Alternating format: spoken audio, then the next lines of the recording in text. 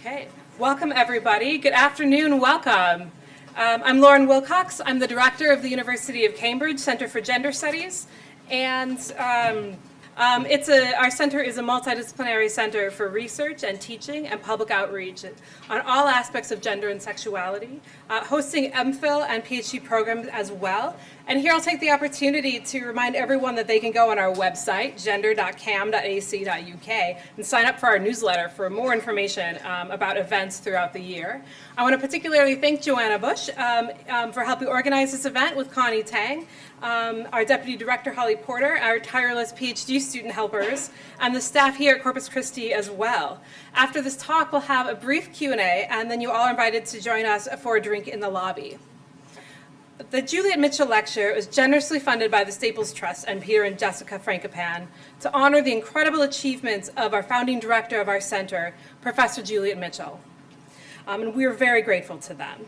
Juliet Mitchell is Professor of Psychoanalysis and Gender Studies at the University of Cambridge and an Emeritus Fellow of Jesus College. Professor Mitchell's work has spanned English literature, psychoanalysis, gender studies, and much more, and has been particularly pivotal in working through what we might call an awkward relationship feminism has with disciplinary fields. In her case, with psychoanalysis, arguing that psychoanalysis is not a recommendation for a patriarchal society, but an analysis of one. That psychoanalysis, particularly through the Lacanian lens, can be used to understand and dismantle patriarchal structures. Last year marked the 50th anniversary of psychoanalysis and feminism, which continues to be influential this day. Professor Mitchell's recent and current work has revealed the importance of siblings and the neglect of the horizontal paradigm, in contrast to the dominant vertical parent-child relationships in social and psychological sciences, work that speaks to, among other things, the origins of violence and the means by which we might seek to lessen it. And her work in writing and teaching and gender studies and psychoanalysis continues to this day, and we are particularly honored and grateful to have Juliet with us here tonight. Delivering the Juliet Mitchell Lecture tonight is Professor Lila Abu Lughod, who is a Joseph Butenweiser Professor of Social Science at Columbia University, a leading voice in debates about culture, gender, Islam, and global feminist politics. Professor Abu Lughod's scholarship is based mostly in ethnographic work and in long-term fieldwork in Egypt, and has focused on the power of cultural forms, from poetry to television soap operas, the politics and ethics of knowledge and representation of cultural others, violence and memory, and questions of liberalism and the global projects of women's and human rights. Some of her major works include Veiled Sentiments, Honor and Poetry in a Bedouin Society. One of her works in particular has had great interdisciplinary influence, Do Muslim Women Need Saving? Is co-edited with Ahmed Sadi Nakba, Palestine, 1948, and the Claims of Memory. Also wrote Writing Women's Words, Bedouin Stories, Dramas of Nationhood, The Politics of Television in Egypt, Remaking Women, Feminism and Modernity in the Middle East. Most recently, she's edited a volume with Reima Hamadi and Nadira Shaloub Kevorkian, The Cunning of Gender Violence, Geopolitics and Feminism. A vital voice in these times, Professor Abu Lughod's talk this afternoon is on revisiting the awkward relationship between feminism and anthropology. Please join me in welcoming Professor Lila Abu Lughod.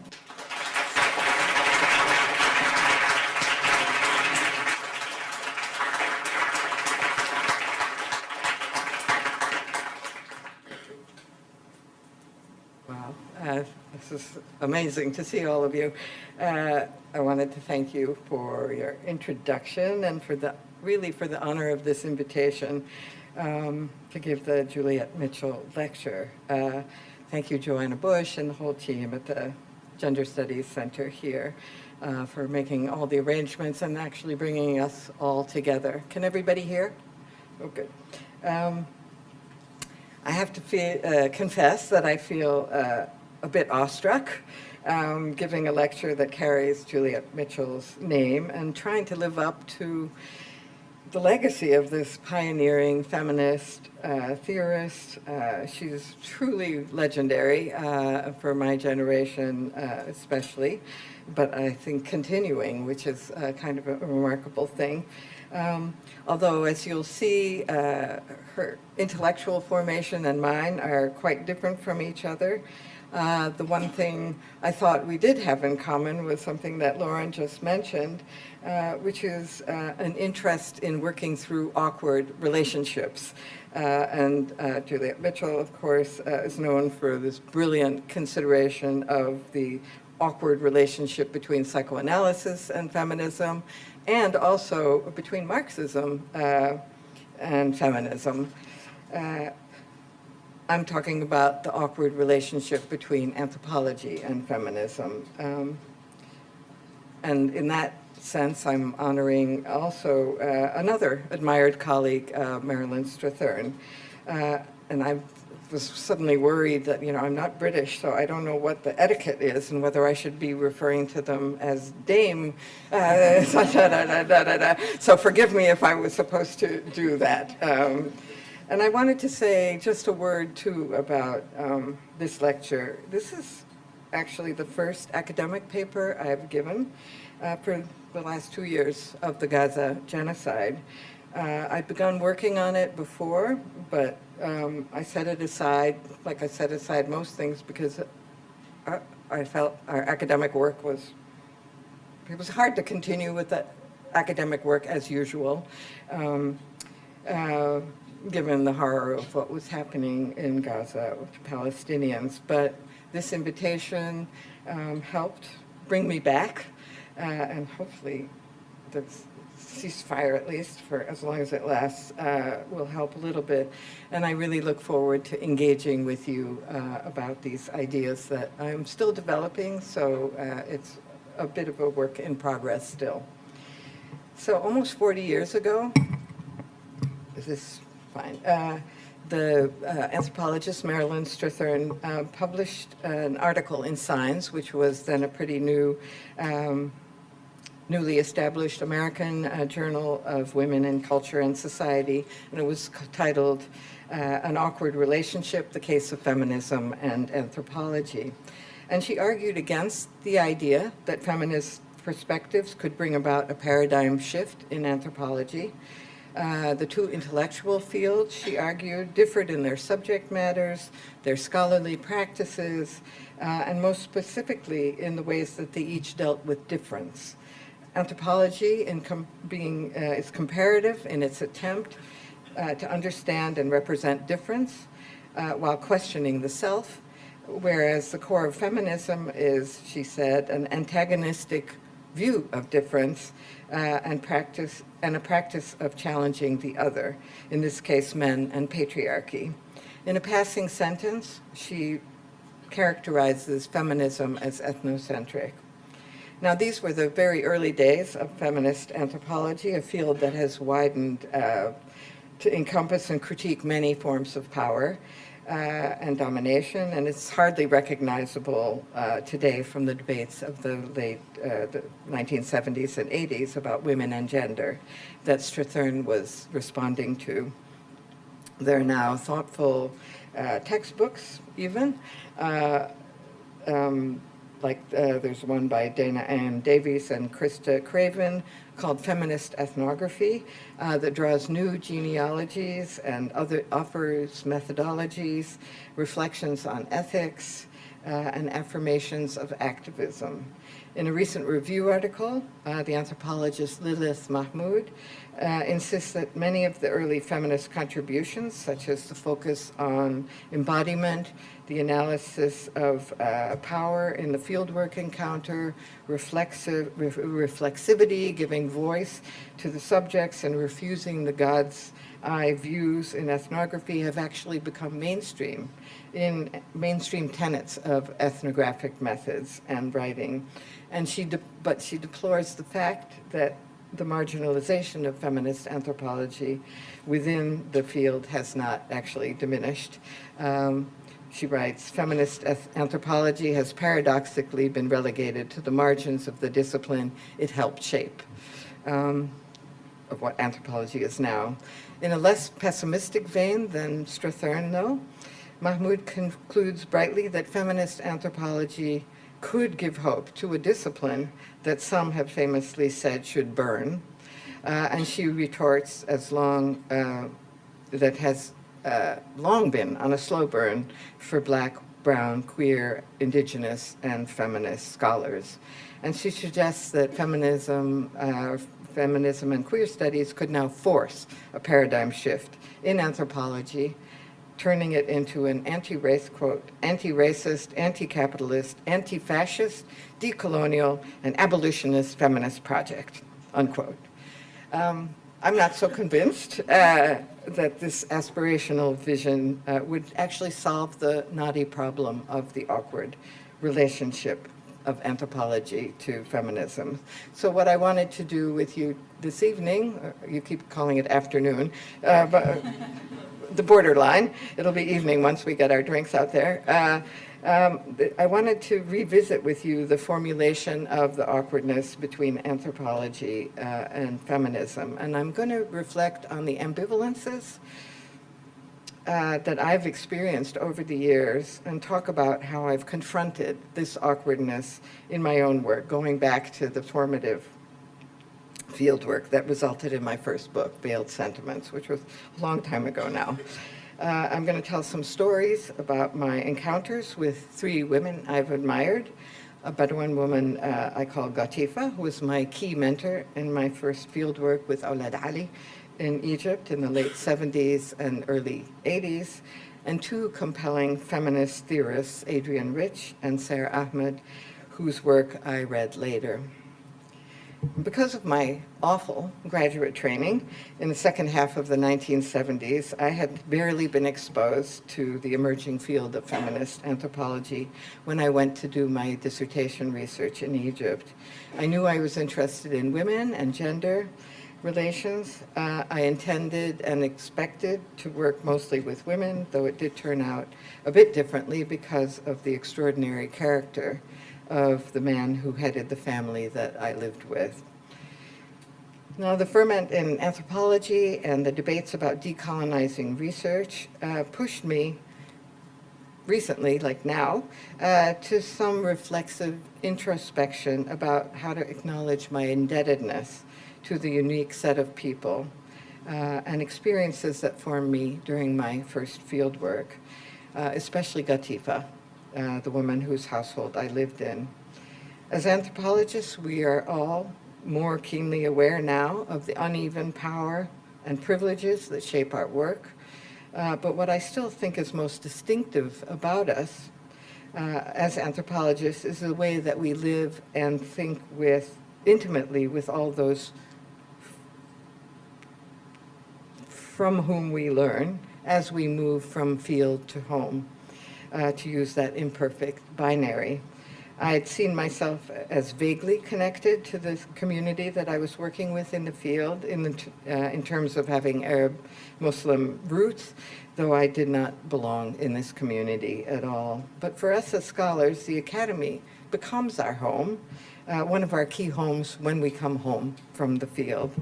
So what's the effect of joining people in worlds different from ours and getting close to them with the goal of doing our best to understand and appreciate them and produce anthropological knowledge about them for others, for those at home, which is mostly what we do. That's the anthropological imperative and its core ethic. As my colleague Beth Povinelli wrote, fieldwork leads to an existential coming to terms with what it means to be part of incommensurate worlds. It is precisely in this incommensurability that I want to argue the awkwardness lies. So let me share with you what happened a few years ago that triggered my reflections for this lecture or whatever it's going to be. The youngest daughter in the family that I'd lived with in Egypt sent me a WhatsApp message, and it was the first WhatsApp message I had received from anyone in that community. I'd been present at her birth, and I loved watching her grow up as I came on successive visits over the years, exchanging voice messages before the connection dropped. We managed to ask each other about how our families were doing during Corona, which is what they called COVID, and searching for words to express how much I missed them. I quickly looked up a poem, a Renawa, from my own ethnography. And it was a poem that had always moved me, and I recited it in the voice message. And her response made me wonder if I'd missed the poem's meaning. Actually, I think it was actually exchanging it. And she put it obliquely. She said, "Maybe you didn't know our mother had died?" And I cried out. Had the word separation, which was the word in the poem, connoted something more permanent than I had thought. Or had she actually got in touch with me in the first place because she planned all along to break the news to me about her mother's death? And she did it gently. Perhaps you didn't know, as they always do for people who are far away and they can't actually give them a hug, and knew it would be, and it was a terrible moment for me. I'd been worried about her mother, Gatifa, ever since my last visit a few years before COVID, and I'd sensed then that Gatifa wasn't herself. She'd been stronger the time before that I'd visited. That had been not very long after her husband's death, and I'd come for condolences. And she'd just returned from the pilgrimage to Mecca with her eldest son, and she seemed very philosophical about the loss. Quietly, she'd confided in me the details of his illness, his last words to his children, and his calm acceptance of the end. And with pride, she described just how many people came from all over Egypt to offer their condolences. This time, though, she seemed subdued during this evening celebration that we had as a kind of informal send-off for one of her daughter's cousins who was getting married and about to leave. And everyone had gathered there, partly because I was visiting as well. Gatifa's daughters were all there. They were all now young mothers, and they took turns dancing with and for each other. And they really took, so much pleasure in being together now that they were scattered into marriages, some of them elsewhere, motherhood, and new lives. And one grabbed the aluminum wash basin and turned it over and started drumming. And the faster wedding songs, the shitawas, began. And amidst this wild clapping, the kids came running in, and all of them were dancing like mad. And I heard the familiar sound of Gatifa interrupting the singing, as they always do. With the Renawa, the older women always interrupt this young people's singing, with the Renawa, one of these poem songs, in honor of the bride. And her voice was strong and pure. But the next morning, she was pale. She told me she was now on blood pressure medicine. I figured that the riotous chaos of so many grandchildren running around might have tired her out a little bit. And when I photographed her later, sitting on the front steps of their house, she had this kind of distant look, and I often looked at that photo and sort of wondered about that. Hearing the news about Gatifa's passing made me want to acknowledge her. I wanted to put together some remembrances for her daughters, and so I dug out my old field notes. And there, it was quite something to read through them all that many years later. But there, in the first pages, I described our first meeting, and I wrote that two women had come and sat close to me in the tent, one on either side of me, as the other women and girls sort of settled around nearby on the straw mat. And I had written, I noted the two women were beautiful, and I loved the tattoos, which were then not popular here, but they were popular there. And I noticed that one of them was sort of beautiful in a matronly sort of way. And it was she who listened closely to my broken Arabic and talked to me very slowly and clearly, which we all appreciate.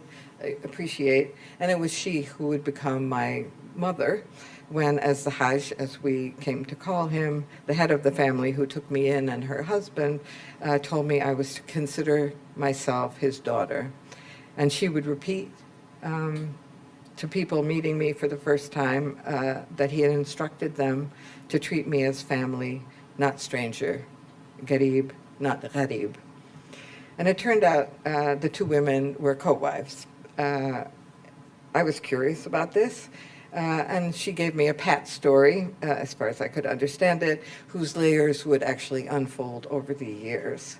The presence of co-wives and the importance of kin, especially relatives on the paternal side, were front and center in her story and would become the themes of my social analysis because they were the stuff of everyday life. At one point in my first visit, she asked if I needed the bathroom. She was just so solicitous. It was wonderful. And she took me into the house. And she showed me the rooms of her brother-in-law and his wife. And she showed me her co-wife's room. And she asked me then if I wanted to rest, which I was grateful for because it was very intense, the first meeting.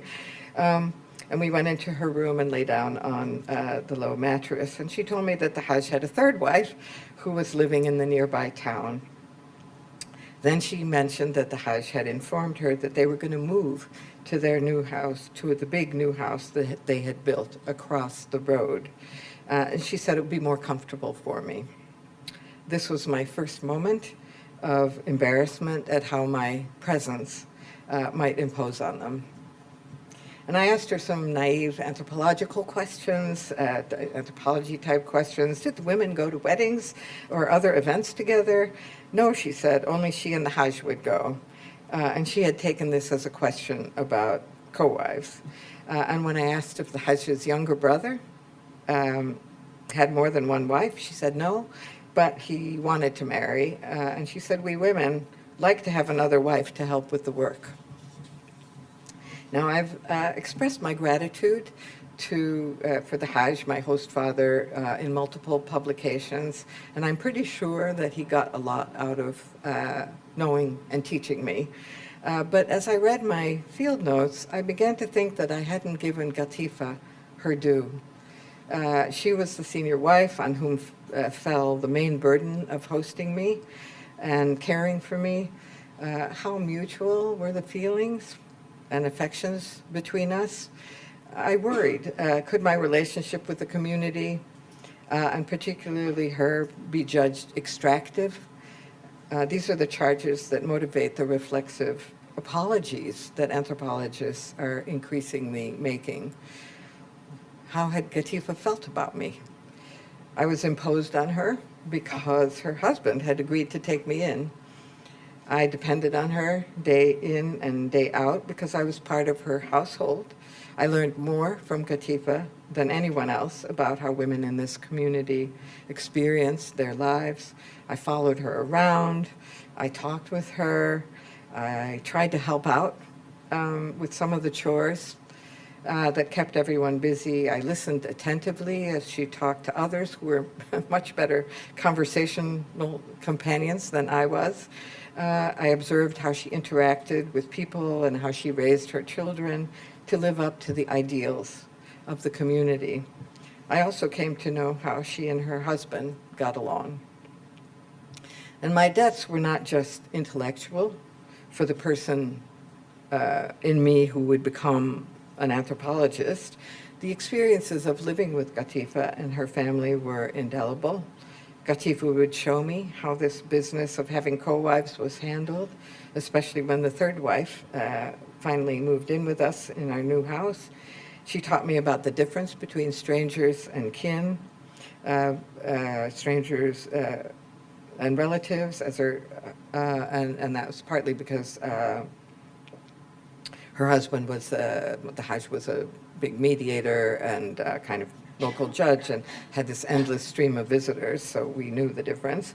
I would learn about family dynamics and moral values in a world built around kin, guided by God, and ways to be a good Muslim. This was all very important. These weren't abstract principles, even if I worked hard to figure out the social logic. I learned from her how these principles were lived. And she hadn't chosen the vocation of teaching me, but I comfort myself with the thought that she may have found some of the satisfactions we all get from teaching, a pride in our students' progress, and an affirmation of the value of the knowledge that we have. But I didn't think about it at the time. So she'd been saddled with this kind of odd house guest for almost 2 years. And then during subsequent visits, and I had another period of field work, she guided me. She responded to me with kind of unfailing grace and patience. She guided me to the most treasured creative form they had, and of which she was a master or mistress, whatever we call it, the poems, songs that carried the veiled sentiments of the life as lived. This was an art form that was being lost by the later generations. And my book, Veiled Sentiments, was centered on these poems that also gave shape to my feelings, as you could tell by the fact that I turned to my own ethnographies to find a poem to express something that I felt for them. So this brings us to the hard questions we wrestle with now. How to know what, as anthropologists, we give back. I've become impatient with some of the standard answers, and I'm not so satisfied these days with the justifications I've always given myself.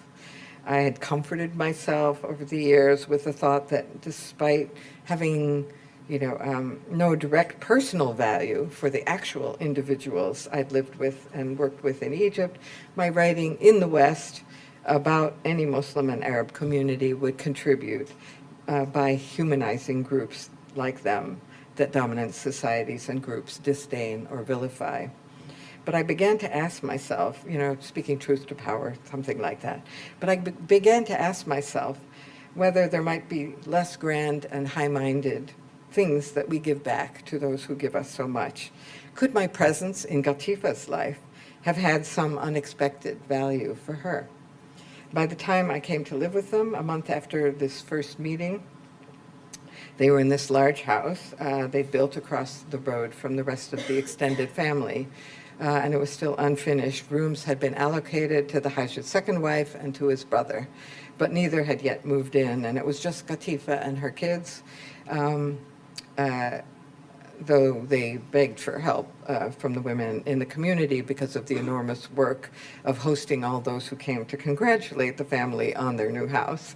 And some of the women from the camp, including her co-wife, came to lend a hand from time to time.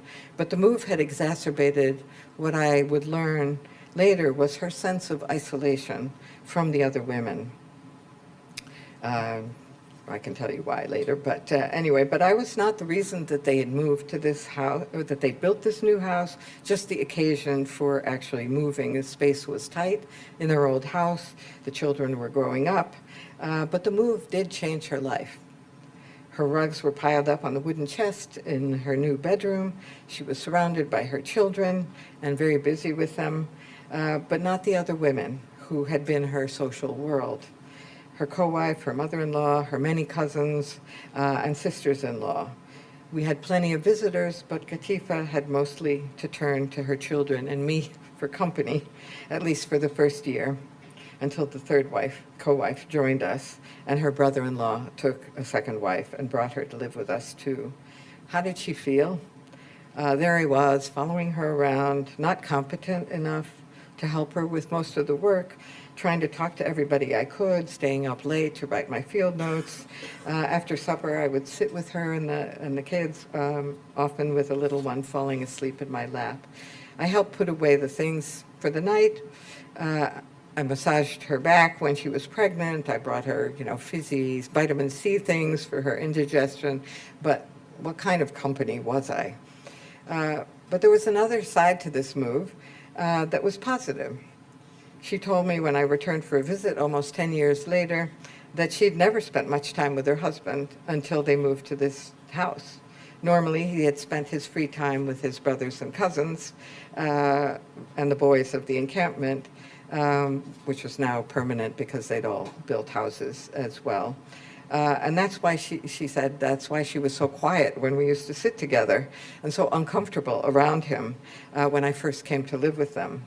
She said this in front of him, as we were sitting together one quiet afternoon, so this is, 10 years later, and he teased her, well, now she just sits there talking to herself and moaning, ugh, about all her aches and pains. And she was 8 months pregnant at the time. I noticed on this visit, but they spent a lot of time together alone, in the morning, in their room, and in the afternoons or on quiet evenings when he wasn't busy with guests. It was still not all smooth, but from another long chat we had, the three of us, I sensed that he sort of regretted the ways that he had hurt her, and we talked about various incidents that had happened. And I wrote up this conversation in my second book, Writing Women's Worlds. And he told a long story about how and why he'd ended up marrying her. She was a first cousin. She was too young.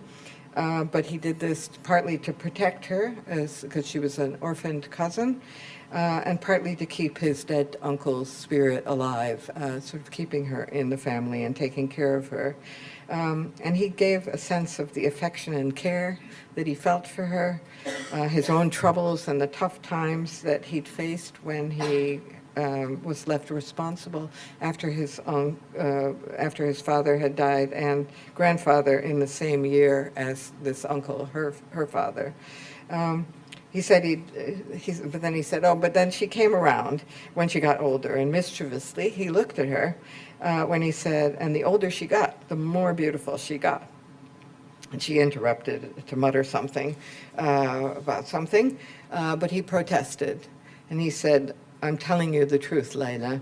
Everything is hers. To this day, she's the mistress of my house. She's the one with the last word. Her requests are the ones that are honored, and it will be this way until she dies,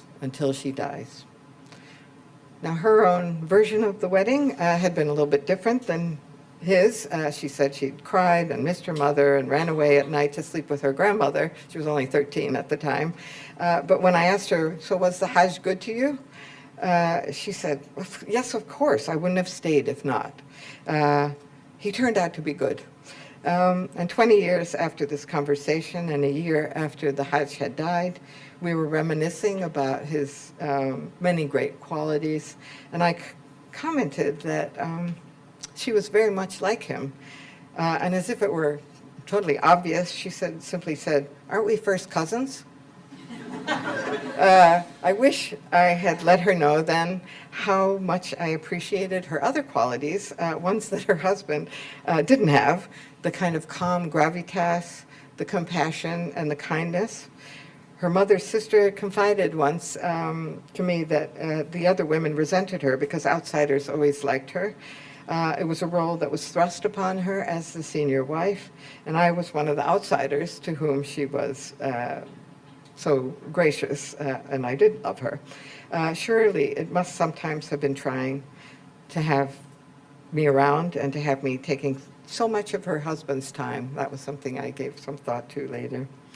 Now, two small stories in my notebooks help me see now how I might have nevertheless given her something back. When I returned in 1986 to 87 to start a second period of field work, Gatifa happened to be away visiting her mother, and her daughters were complaining that her father just couldn't live without her. And he was at a complete loss and kept shouting for things and bothering them. A few weeks later, as I sat with him and a new neighbor who was meeting me for the first time, he reported that he'd had a hard time with his wives and was always getting angry. But those 2 years that I'd lived with them had been much better. I'd calmed him down. I'd come between him and his wives to defend them. I hope that my support of her meant something to Gatifa. I'd been thrust on her, but she made something out of it.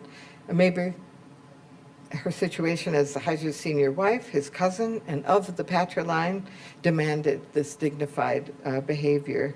And maybe she appreciated my complete loyalty. I think I played a role in the Hajj's realization and appreciation of her and regret about times he'd been angry. And I think I played a role in their growing closeness. And I share this long story, well, that's a lot of detail about it, but about my personal experiences with Gatifa to shed a different light on the ethical questions that we struggle with now, raised most acutely by Indigenous scholars in colonial situations whose research, about research that is not done for the direct benefit of the community being researched or requested by the community. By acknowledging that Gatifa, what she gave me, and considering what I might have given back to her, I'm suggesting that we could take a broader view of complicated human situations. Does this unevenness in what we give and take undermine the possibility of building meaningful relationships that change us, all of us?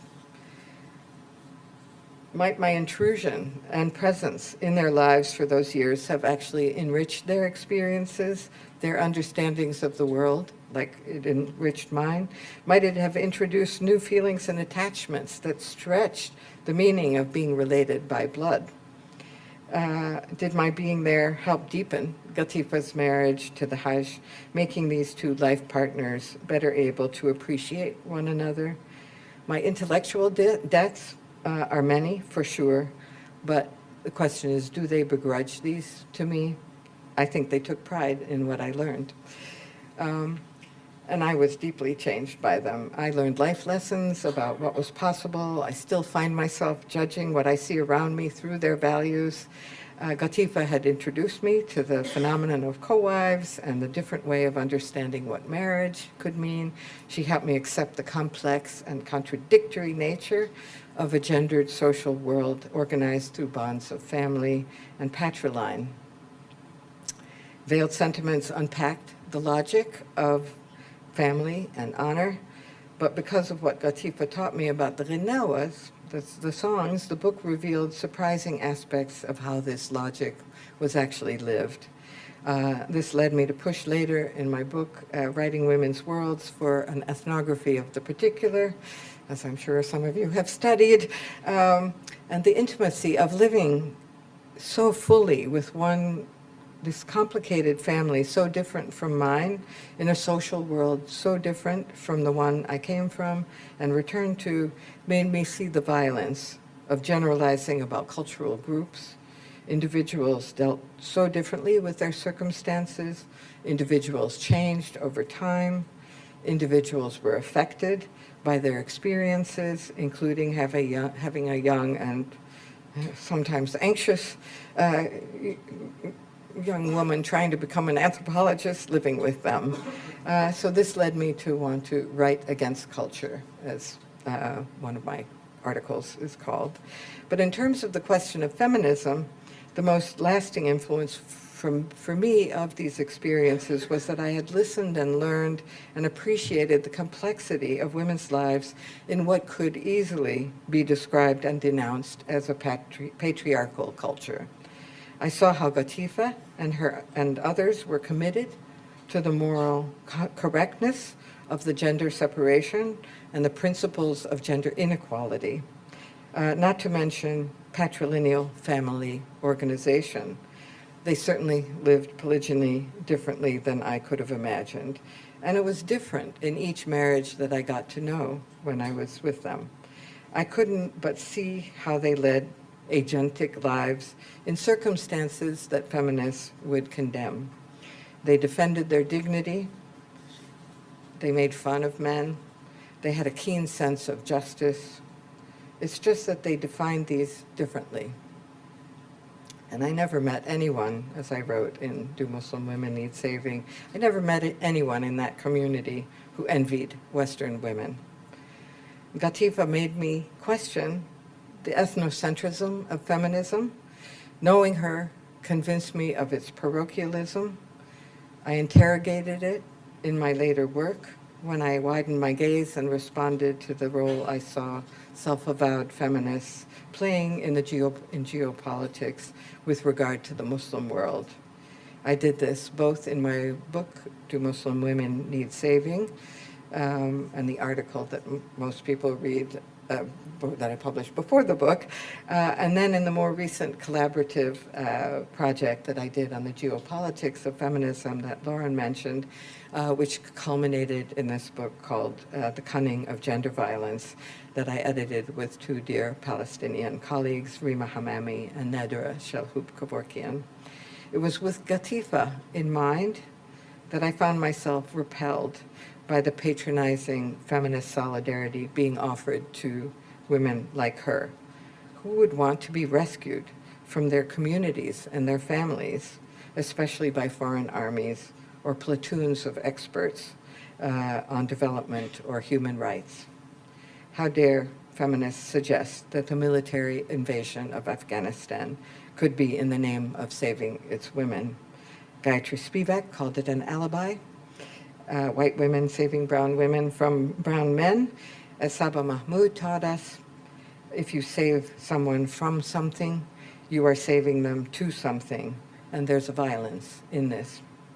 But I'm getting ahead of myself. I promised to talk about two feminist theorists that I admire. So the next stage of my life, after fieldwork, was when the academy became my primary home. Feminist communities in the academy opened up for me new ideas and modes of feminist thought that had not been part of my anthropological formation, partly because of my terrible graduate training, but partly it's my own fault. These feminist communities were personally transformative for me. As intellectual communities, they opened up intoxicating terrains of theorizing and scholarship. As supportive communities of women trying to make their way in academic institutions, they helped validate the truths of our existence in structures that, like other aspects of the societies in which we live at home, had not meant us to be equals or even to be there at all. They offered guidance in navigating this world and the solidarity that gives us the strength to withstand slights, indignities, and self-doubt. But there was always a problem in crossing these worlds of home and field. When I arrived at Williams College for my first teaching job in 1983, how many people were born yet? I was lucky to be part of a feminist theory reading group. I won't go into all the detail about all the wonderful people who were in it. I was both exhilarated and bewildered by what we read together. And I especially remember my reactions to Adrienne Rich's 1980 essay in Signs titled Compulsory Heterosexuality and Lesbian Existence. I was intrigued by this powerful essay by a radical American feminist theorist. Adrienne Rich and the other Euro-American feminist theorists that we studied readily deployed terms like patriarchy. They named sexism as a societal scourge.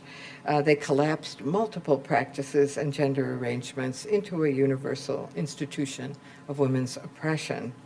Rich's acknowledgement in the latter part of her article of the close bonds that form among women, in part because of shared suffering, was really compelling to me.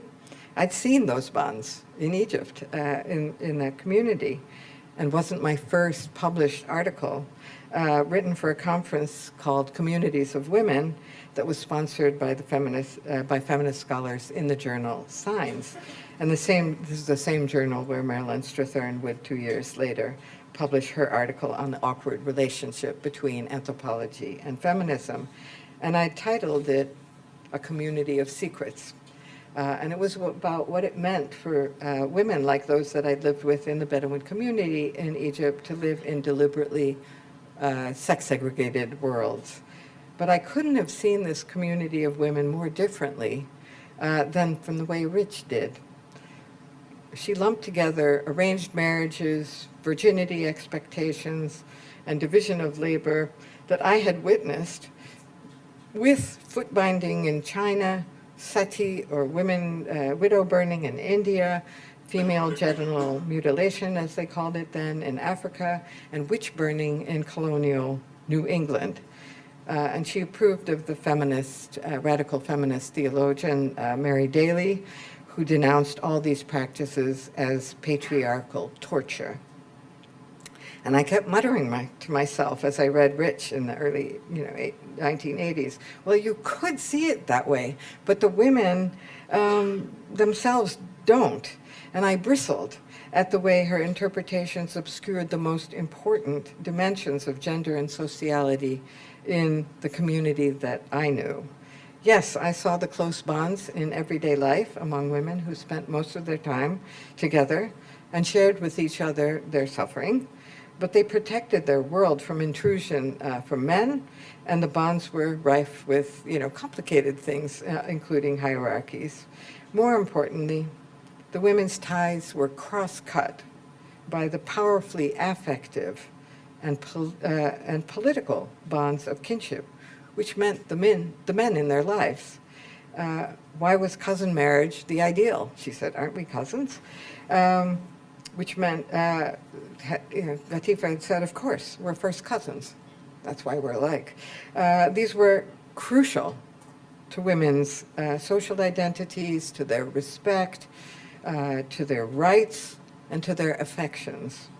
And kin curtailed the power of husbands over wives, and I'd seen that if the familial bonds included, if they involved pressures and sometimes a certain kind of coercion, this was as true for men as it was for women. They too were enmeshed in, and you could say subordinated by their kin, their relatives. No one was independent, though they all respected the value of a fierce personal independence that was sort of integral to their moral ideals of honor, and I wrote a lot about that. Women had shown me, through their poetry and songs, just how much love mattered to them, heterosexual love, as it turned out, even as it entangled longing and desire with betrayal and disappointment, as maybe all love does. I'm waxing philosophical about that. Anyway, I had to work so hard to try to understand this one community up close and to see it through the women's eyes and words. As an anthropologist, I was committed to respecting what women said and attending to the contextual and specific meanings of what they did. What was I to do with the fierceness of their commitment to certain ways of being as moral, when someone like Rich would view them as victims of a patriarchal society? Powerful thinker, an amazing poet, an essayist who later in her career became impressively attentive to white privilege, her presumption in this early piece of the universal suffering of women in patriarchal systems was, as Strathern put it, ethnocentric. 30-some years later, after more than a decade of being in another wonderful interdisciplinary feminist reading group with colleagues at Columbia, even more satisfying that one was, because our remit was to read and comment on each other's work in progress. Some graduate students involved in our Institute for the Study of Sexuality and Gender invited me to reflect on what it meant to live a feminist life. They motivated a belated engagement with the work of another and more contemporary visionary feminist theorist, Sarah Ahmed. As exhilarating and ambitious as Adrienne Rich, and certainly more of this moment in terms of thinking race, gender, and sexuality together, she has offered feminists two compelling visions: the value of willfulness and the embrace of the feminist as killjoy. And she opens her book, Living a Feminist Life, with a Grimm's fairy tale about a willful child who could not do as her mother wished. Interesting that it's her mother, and probably significant. But anyway, as the story went, God was not pleased with her and let her fall ill. No one could save her. She died. But as Ahmed quotes, when she had been lowered into her grave and the earth was spread over her, all at once her arm came out again and stretched upward. And when they had put it in and spread fresh earth over it, it was all to no purpose, for the arm always came out again. and her mother had to beat the arm with a rod until it finally settled down. The willful child. Ahmed interprets the rod as that which polices those who are defiant and refuse to go along with the existing historically created systems of domination and exclusion. These are, she explains, systems that don't recognize themselves as systems or structures. Ahmed is talking both about the academic institutions in which we work and the broader heteronormative social worlds in which we live. And Ahmed celebrates the killjoy as well, turning what she calls an insulting diagnosis into an affirmative act of self-description. And she observes that people get angry at feminist killjoys, because they're discomfited by the way they point out that the structures or walls that have become, they point out the structures or walls that have become taken for granted. And at the end of her book, she offers a killjoy manifesto, and then, a whole book that was that. And she says, at the end of that book, when we refuse to be women in the heteropatriarchal sense of beings for men, we become trouble. We get into trouble. A killjoy is willing to get into trouble. This is heady stuff, I think. It rings so true for those of us who've tried to make our way through the academy or have had commitments to diversifying it as she did. The idea of refusal to go along is also appealing. Sarah Ahmed paid the price for this refusal. But I was ambivalent again. I was not as perturbed as by Adrienne Rich, since Ahmed doesn't pretend to judge other cultures and communities. But there's still something in Ahmed that was hard to carry into the other half of my life as an anthropologist, one who moves between the world I shared with these theorists and the worlds and women in rural Egypt that I was so attached to. My experiences with Gatifa and her daughters in my formative 20s and 30s made me hesitate in the face of this defiant celebration of willfulness. On the one hand, girls in that community were indeed sometimes scolded for being willful, and the word for such a girl would always be gawiya. But gawiya comes from the word to be strong, and the epithet carried always a tint of admiration. Women knew that this trait would make for a strong adult woman with a personality. And people pitied a woman they described as ghalbana, which could refer to being poor, like actually in poverty, but most often it suggested a person who was compliant, unprotesting. Ghalbana comes from the root to be defeated. So no one admired this lack of will or capacity. As for the killjoy, it was hard to translate this aspiration too. If Gatifa and others lived in a patriarchal society where kin groups were defined by male line, women as sisters and as daughters belonged fully to those groups and identified with them. Husbands were supposed to be respected and listened to by their wives, but they had absolute responsibilities to provide for their wives, and their kin would intervene in any kind of dispute. Given that there weren't any structures at that time outside of family and kinship, which were virtually unquestioned, given that there was no ideology of gender equality for various reasons, and given that everyone I knew expressed an unwavering commitment to both tribal and religious morality, condemning breaches by others unless they had been treated unjustly or with force, this was a social world utterly different from the institutional and social world of late capitalism that Sarah Ahmed calls out. In a society that professes ideals of equality, challenging inequalities does make others uncomfortable, it makes the feminist a killjoy. But in this other world, I also knew well, moral conformity and family loyalty are the measures by which men and women judge themselves and are judged. These are the means for assuring a secure place in a meaningful community. One might, as Denise Candioti, where was I? These are means. One might, as Denise Candioti famously put it, think of women as involved in a patriarchal bargain,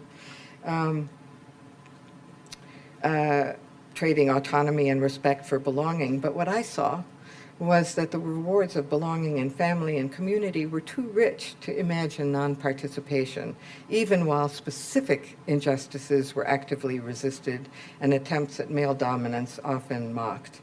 And I explored these resistances in many articles that you've probably read, Romance of Resistance and so forth.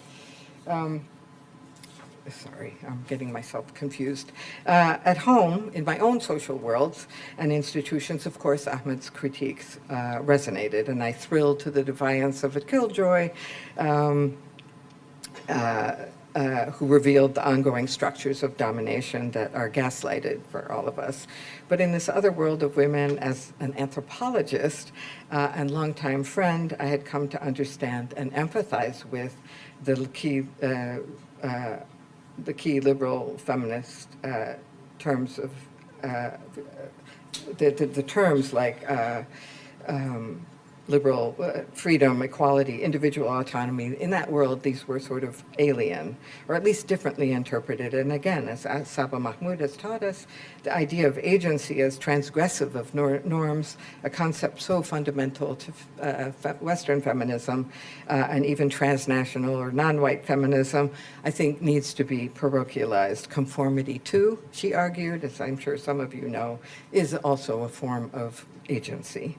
So my experiences with Gatifa and other women friends in rural Egypt and later fieldwork also made me suspicious of the successes of what could be characterized as international governance feminism in criminalizing gender-based violence. And this is Janet Halley's term and her colleagues. For 5 years, I worked with a group of feminist colleagues, most but not all anthropologists, to uncover the ways these feminist successes in the international legal arena, working from within foreign policy to the UN to the Security Council, came at the price of alignments with deadly forms of securitization, selective impunity for state violence, and humanitarian rescue that did nothing to alter the political forces producing these catastrophes.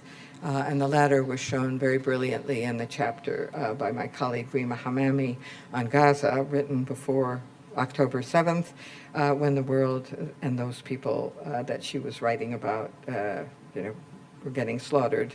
All these forms of feminism and advocacy of women's rights we show in The Cunning of Gender Violence are underwritten by an often disavowed Islamophobia. The book makes a case for the ways that hitching their feminism to these forms of power and domination end up producing a kind of epistemological imperialism, which was not a term that we used, but I liked it from Samar Baluchi, Sahana Ghosh, and Madiha Taher's article on this. And what we argue is the political bedrock and defining feature of this feminism is that it emerges from particular global power differentials between the locus of feminism, still fundamentally Western, even if developed transnationally within certain class fractions, and other communities that are not just different, but actually subject to the violence of what we can gloss as Western or elite projects. Some refer to it as U.S. empire. Many argue that we have to provincialize anthropology too. So I think the same can be said for anthropology and feminism. So even more than my previous book, Do Muslim Women Need Saving, this one The Cunning of Gender Violence was a long way from Veiled Sentiments with its co-wives and kinship and moral compulsion. But what I learned from Gatifa and her daughters and co-wives and sisters-in-law, and even from her husband, motivated my suspicion and my critical questioning of feminism's deafness to difference. They remain the touchstones for my ambivalence about feminism and my conviction that the relationship between anthropology and feminism remains awkward. What Strathern left out of the equation, not so surprisingly, for the 1980s, is what we now recognize about anthropology, that it too needs to be decolonized. So both anthropology and feminism, I think, need to reckon with the ways they have been deployed as part of power dynamics within empire, if differently. Thank you.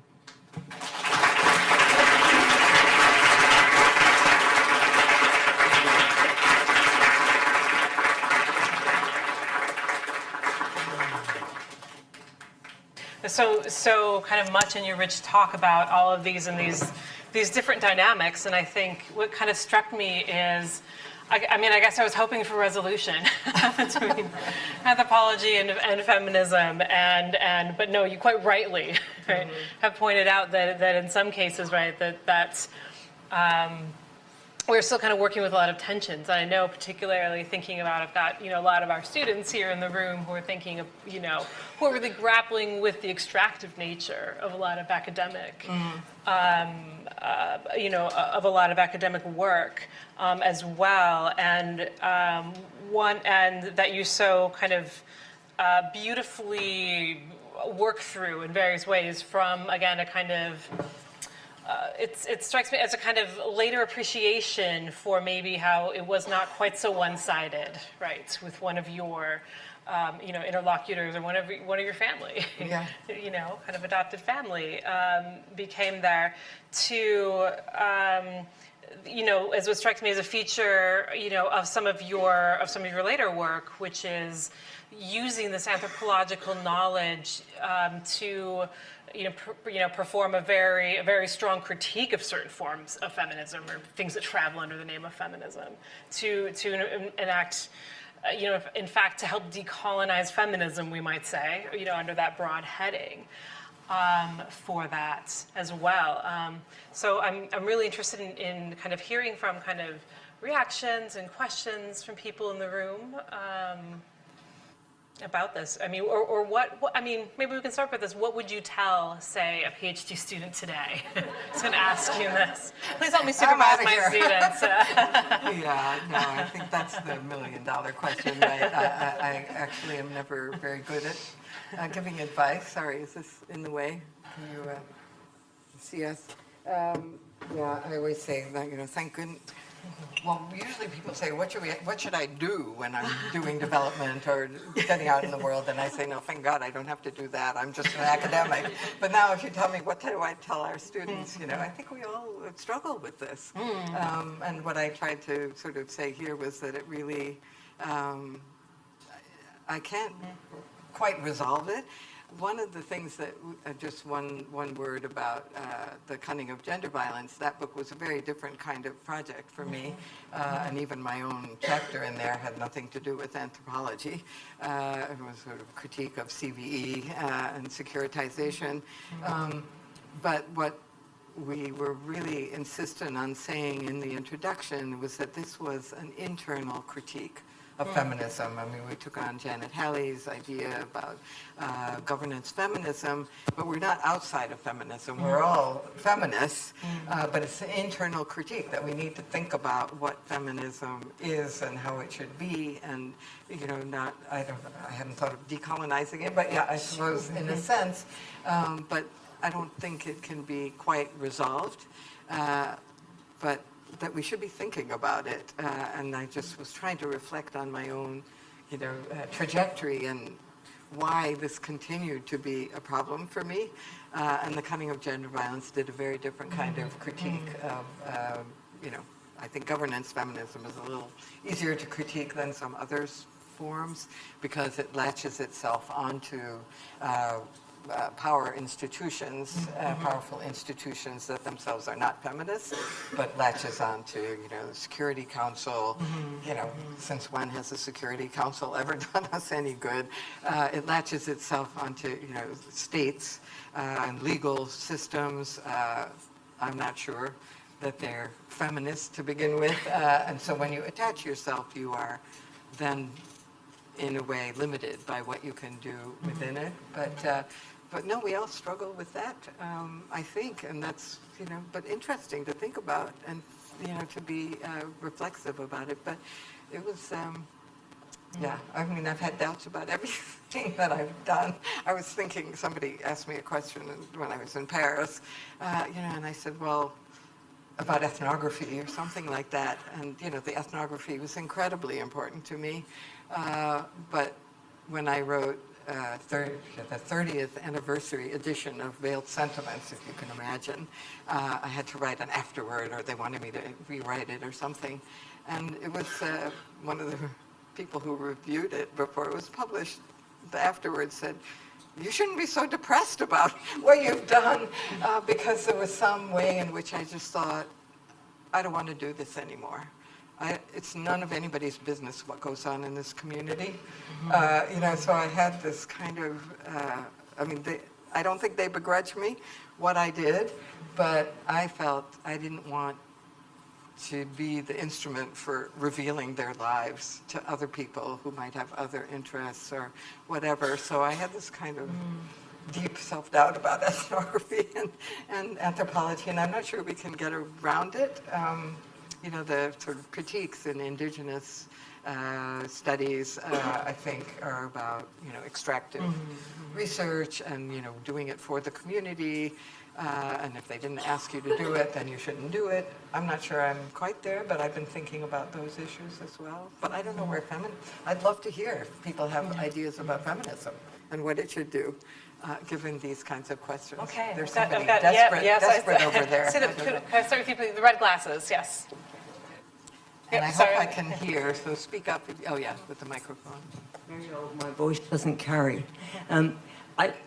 That was fantastic, thank you. And first I should say that I'm very much that second wave feminism that you're talking about. And Adrian Rich was a colleague of mine in America, so I was very much involved in all that. And I think it's very interesting to think of it now in terms of that, of what you're talking about as parochial, because it was, but we didn't see it. We made great systems, and everything was universalist. Everything was to be imposed on everybody else. Hugely exhilarated, excited about the fact that it was what it was, and that we thought we had the answer to the world at the time. Well, it worked to some extent, but it was totally Western. It was involved totally on sort of 18th century Enlightenment values, and off we went. Now, I'm just interested, and what you say is absolutely true, your sense that it was parochial and outside. There are other systems and other ways of looking that we did not take account of.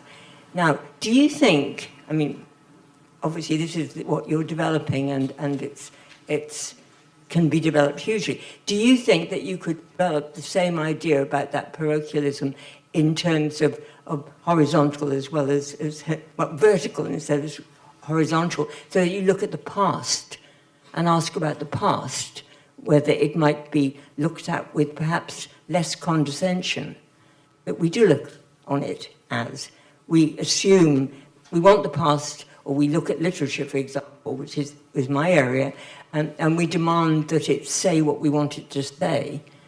We impose our values on it. Do you think you can do the same sort of, historical ethnography on periods of the past that we have written off as patriarchal, as inadequate, insufficiently like ourselves? Well, that's a great question. I'm not sure I know how to think historically. I'm one of those anthropologists that's really bad at thinking about the past. So I'm not quite sure what you... I think people could use the same questions. read anthropologically past that we condemn now as backward or some insufficiently feminist and so forth, could try to understand them in their own terms. And I think there are people who do that. I mean, try to put things in the context in which they were produced, and I think that reveals a lot, before one understood certain kinds of critiques. But I'm not sure what else. I think that's a really interesting question to think, not cross-culturally, but also in terms of paths. And I think social historians, really good social historians, always do that they try to place things within the context of the understandings. But feminism is kind of critic of the past, right? So I don't know where that leads us, and we were trying to think in terms of what could feminism be today in the cunning of gender violence. We did think about it as internal critique, that we are assuming that we look at power, but we look at feminism within systems, larger systems of power, and try to figure out where they shouldn't be connecting themselves to kinds of power circuits or institutions that will limit what they can do and what they can see and what they can say. But I think these are, I'd love to know if any of you have solutions for all our questions, but I think they're worth thinking about, right? But thank you. Christelle has a question. Oh. Hi, my name is Della. I come from West Africa. Thank you so much for the lecture. I enjoyed it a lot. I have a couple of comments and questions, but I'll try to make this quick. I'm wondering, do you think women could make do with the options they are given to the point of creating happiness from those options? And when an outsider is observing that group, it doesn't necessarily see their happiness as them being okay within the options they are given, and the fact that it doesn't necessarily negate what they are denied, the options they are denied in that society. Secondly, I'm wondering, for me, coming from where I come from, whether it's anthropology or feminism, there are days where I see anthropology as a seed that, no matter how it is polished, it has poisoned so many communities because of the work it did in those communities. And when it comes to feminism too, there are days where you feel you do not belong in that community, even though you want to be a part of that community. So my question to you is, do you think in the current global system we live, where we have now learned that it is possible for members of those communities to learn the tools Western people have, and that enables them to study these communities, we would rather give people from those communities those tools so that they are both visible and they are both able to study their groups from within? Because from your perspective, do you think it's really possible, no matter your good intentions, to study a group without ordering them? Thank you so much. Oh, thank you. That's a lot of questions, and I appreciate what you're saying. I would just say quickly maybe one thing about the options. I think that's a really interesting question. We all, they don't know which options are not open to them, right? Because within certain limits of what options you have, you can still create happiness or whatever. I think that's true of all of us. I don't think any of us have unlimited options. We all work within the options that we have to find some kind of way. And it doesn't mean that people also don't resist some of those options and push the boundaries. Obviously, we have. We keep doing it from within the options that are open to us. So I think that's maybe more of a universal than, us judging some other community that doesn't have as many options, and we should understand that they don't. Yeah, we don't have all options either. I don't know who's we and who's they anymore, but you know what I'm talking about in a very gross way. But I think that's a really interesting question. I wasn't quite sure I understood what the last question was about anthropology and whether you can study your own community. Yes, whether it's anthropology or feminism, do you think, no matter your intentions as a scholar from outside the community, you could ever study and represent that community, no matter your intentions? Would it be better to give the tools that you have to members of those communities for us to rather get the opportunity to see who they are from their perspective? No, I think those are big issues in anthropology for sure, that everybody's talked about. And the question is, you know, the tools of anthropology are not, they would be, and I think again, I've been working on, you know, looking at all the critiques of anthropology from indigenous communities, you know, and to Hawaii Smith, you know, says, you know, for indigenous people in settler colonies, research, and especially anthropology, are the dirtiest dirtiest words in their language. You know, there's a certain hostility, but at the same time, she says, that doesn't mean that outsiders can't also work on other communities, but they have to work with. And some of the questions should arise from the communities, and the questions they want answered. You could work with people from the communities about it, but obviously people from the communities will then help determine those questions, but that doesn't solve every problem, I don't think, and you're asking from the communities themselves, and there's a whole long history in anthropology of people from the communities studying themselves, and we talk about, I mean, I can't think of, like, most of the graduate students we pick usually work on places that they come from nowadays.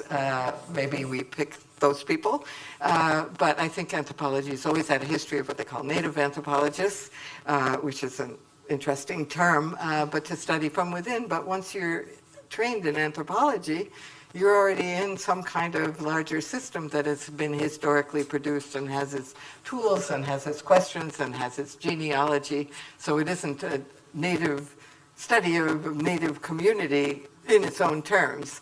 It's also as objects of knowledge and trying to help understand things and trying to analyze things that, you know, all of us could have access to. But I don't know that it comes out completely differently, depending on who's there. But I think my conviction, based, and maybe it's wrong, this is why I don't want to do ethnography anymore, but was that I wasn't from this community. I had to learn everything, and still there's so much I don't understand and know intimately. But I think I understood something, and I appreciated something, and the anthropological ethic is to make that understanding available as a form of knowledge. But I had to, some things have been translated. My first book, Veiled Sentiments, has been translated to Arabic, and most people in the community I happen to be with don't, are not literate enough in anthropology or even literate to read it. But I had some objections from one of the daughters in the family, and she said, you shouldn't have, there's some things in that book you shouldn't have written. And I was like mortified. I thought, this is the end, this is so, it's just what we dread, that, I got something terribly wrong. And I said, but, I tried to show, how important the morality system is, and honor, and all those things that they really value, and the Ginawas and all of that. And she said, no, but you said our family we had fleas. And they did have fleas then. And she says, now, but nobody now has fleas in their houses. And so they read and they know you were with our family, and then they think that we were not clean. But, everybody, we were out with the sheep, and, they had the tents. It was a very different era. but her children now, live in nice houses and, carpeting and all of that, and they don't have fleas. And so that was the objection. And I thought, I shouldn't have said that. I mean, I shouldn't have put that in the book. It's true, but that wasn't the worst thing I think that I did. But yeah, you just don't know how people are going to take things. But I think they appreciate it. And my host, the Hajj, I remember somebody came to see him who was from the region, but a little more citified and in Parliament, and came and he said, your daughter, this woman has written this thing about you, about us. And he said, yes, that's my daughter, and I taught her everything she knows, and everything she says is right. That, we do have hidden guns, and we don't like the state, and we don't pay our taxes, which is all the stuff that he taught me, so I wrote it down. But then some people in the community didn't think that should be revealed to the Egyptian government or something like that. So yeah, these are all wonderful questions to think about. And I think anthropology has had a lot of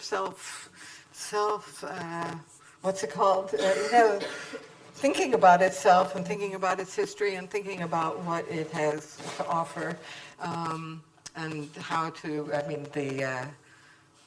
the presidential address of the American Anthropological Association a couple of years ago, Juliet once, he offered, the president of the American Anthropological Association made a public apology to Native Americans for the damage that anthropologists had done to their communities historically. So there's a lot of soul searching that goes on, but that's why I was trying to think of something else at a different kind of level, of, what we give back interpersonally in individual lives that may not be the worst thing that happens. It's a level that we don't talk about much with the apologies.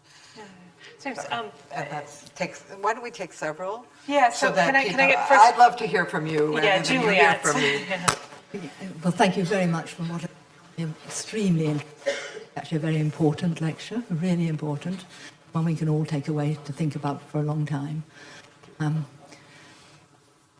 I was just going to ask you a question about when you critiqued anthropology at the end. Do that. My training, and in fact, my only academic training in English literature, not in anything else.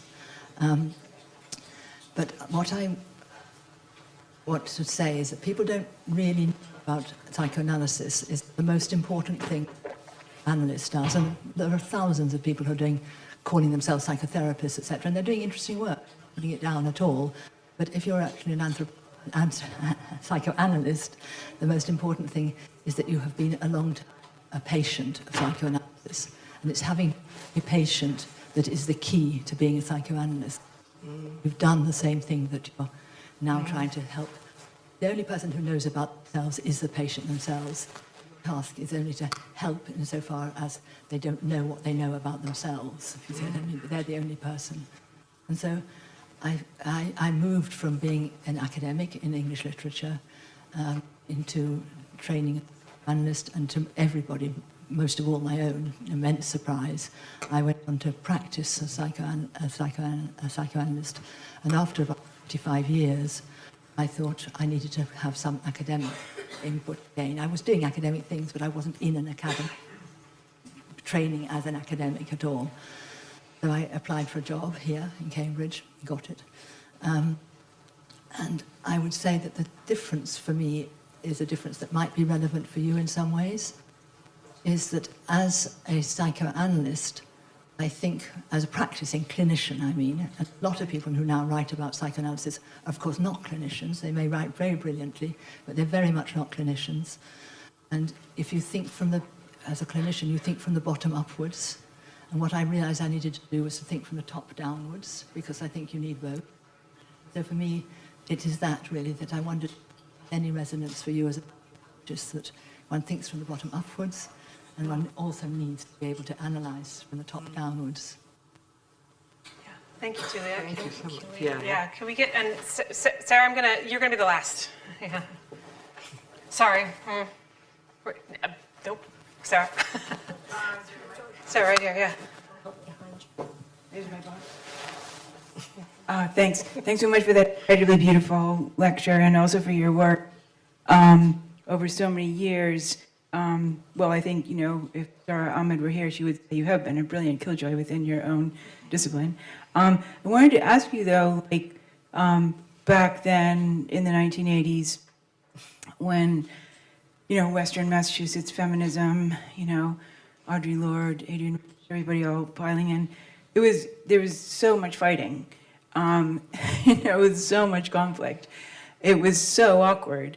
You could barely go to a lecture without there being, tears and, struggles. And for many people, I suppose, that's the brilliant thing about feminism, that it's so engaged, so passionately, and constantly learning from its own failures and maybe particularly from its own exclusions, which are, of course, multiple.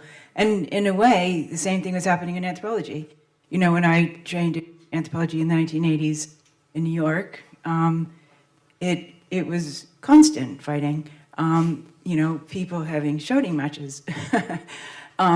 Annette Weiner, being told she couldn't have conferences because they were too, radical or anti-science, whatever. And those have continued, those fights, which is good. Maybe a different question would be, what does the awkward relationship within feminism have to do with the awkward relationships within anthropology? Because maybe, actually, that's where there's not a resolution, but there's certainly a lot of what you might call constructive overlap. Because in your work, when you talk about the interpretive turn and the way the 1980s was a change to the study of culture, and your work on gender and culture shows gender as a cultural form isn't just textual, it's formative. Your work has been so much about how so-called texts, are formative.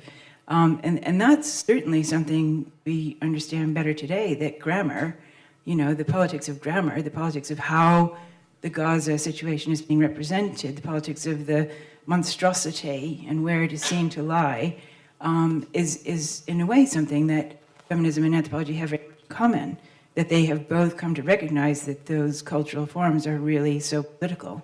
I just wondered if you put the question like that, maybe, maybe you are and should be a celebrated killjoy for having pointed that out so often. This is amazing. Well, thank you. About psychoanalysis, I love that about you have to be a patient first to be able to analyze. I love this idea that there's conflict within anthropology and conflict within feminism, and then we've got to bring the two together. It's even more complicated, and that maybe that's a kind of more productive way to start thinking about these as if feminism was one thing and anthropology was one thing, when we know that that's not the case. But I'm sort of interested in your, experience of conflict. Maybe I'm so conflict avoidant that I didn't have many of those experiences of, I just surround myself with people who think the way I do, so I don't like to get into debates and things like that. So I maybe need to understand myself better, but definitely for feminism, it was always, it's very productive to have these big arguments about what it is and what we should be doing and how we should analyze the world, and the same in anthropology. But I'm sure I've just avoided conflict by not seeing that. We did see it at Williams here. We had Kitty McKinnon come once, and there was a with Wendy Brown was my housemate then, and so I learned about McKinnon through Wendy Brown, which was quite conflictual, and carried that with me for the rest of my life. And I don't know, anthropology, I guess I've been a critic of within anthropology as well, but thank you. I really love that idea that also that one should bring out as if they weren't, I notice maybe, the history here, but I talk about them as if they were two formed, discursive formations or whatever, and they're actually both spaces of incredible argument and development of ideas and critique and self-critique within that. I think that's really helpful. Thank you. Okay. I'll just say that. So I want to thank the audience here, especially those who've asked questions for your many interesting provocations and giving us more and more questions. And I want to thank you to Professor Abu Lughod that again, like all great talks, this has kind of gotten us buzzing and gotten us kind of thinking, and like I think all great talks do, it's less about the answers than more about generating better questions. I think you really helped to give us that today. So apologies to everybody who didn't get to ask a question, but we have more time to discuss with the beverage outside. So before we go out, will you please join me once again in thanking Professor Lila Abu Lughod.